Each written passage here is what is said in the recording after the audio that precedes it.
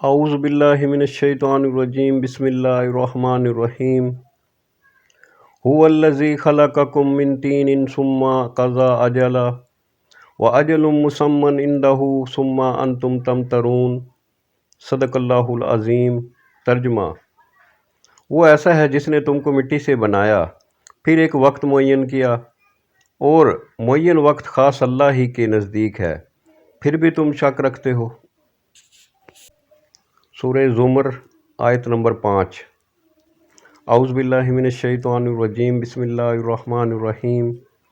خلق السماوات والارض بالحق یکور اللیل علی النہار ویکور النہار علی اللیل وسخر الشمس والقمر کل یجری لاجل مسمى الا هو العزیز الغفار۔ صدق اللہ العظیم۔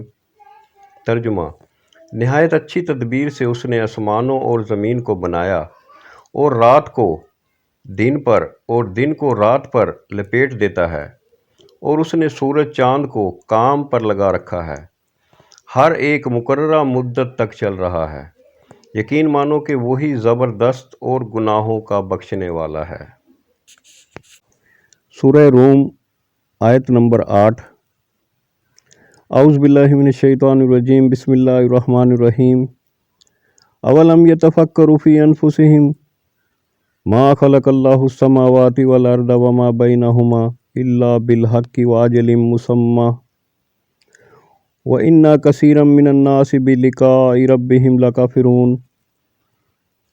صدق اللہ العظیم۔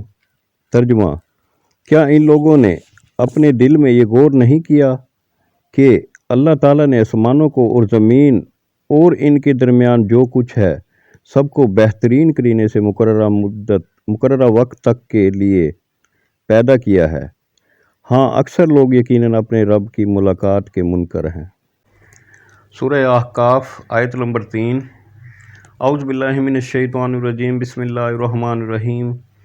ما خلقنا السماوات والارض وما بینہما الا بالحق واجل مسمى والذین کفروا عما انذروا معرضون۔ صدق اللہ العظیم۔ ہم نے آسمانوں اور زمین اور ان دونوں کے درمیان کی تمام چیزوں کو بہترین تدبیر کے ساتھ ایک مدت معین کے لیے پیدا کیا ہے، اور کافر لوگ جس چیز سے ڈرائے جاتے ہیں منہ موڑ لیتے ہیں۔ سورہ رحمان آیت نمبر 26۔ اعوذ باللہ من الشیطان الرجیم بسم اللہ الرحمن الرحیم۔ کل من علیہا فان۔ ترجمہ: زمین پر جو ہیں سب فنا ہونے والے ہیں۔ اللہ تعالیٰ نے ہر شے کی ایک مدت معین کی ہے، مقررہ مدت، اجل مسمى۔ اس کے بعد ہر شے نے فنا ہونا ہے، ختم ہونا ہے۔ سورہ رحمان آیت نمبر 27۔ اعوذ باللہ من الشیطان الرجیم بسم اللہ الرحمن الرحیم۔ وَيَبْقَ وَجْهُ رَبِّكَ ذُو الْجَلَالِ وَالْإِكْرَامِ۔ ترجمہ: صرف تیرے رب کی ذات جو عظمت اور عزت والی ہے باقی رہ جائے گی۔ اللہ تعالیٰ نے ہر شے کی اجل مسمى طے کی ہے، مقررہ مدت، معینہ مدت، ایک ٹائم پیریڈ ہر شے کا معین کیا ہے۔ اس کے بعد ہر شے نے فنا ہونا ہے، اور باقی رہے گا رب کا نام۔ وَيَبْقَ وَجْهُ رَبِّكَ ذُو الْجَلَالِ وَالْإِكْرَامِ، اور صرف تیرے رب کی ذات جو عظمت اور عزت والی ہے باقی رہ جائے گی۔